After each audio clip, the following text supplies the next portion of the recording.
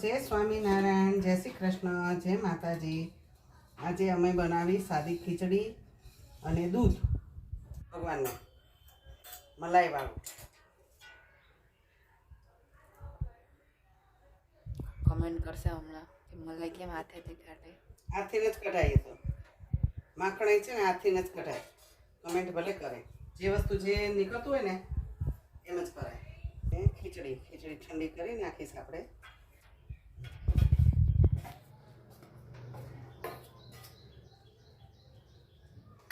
આમાં નાખશું આપણે ઘી.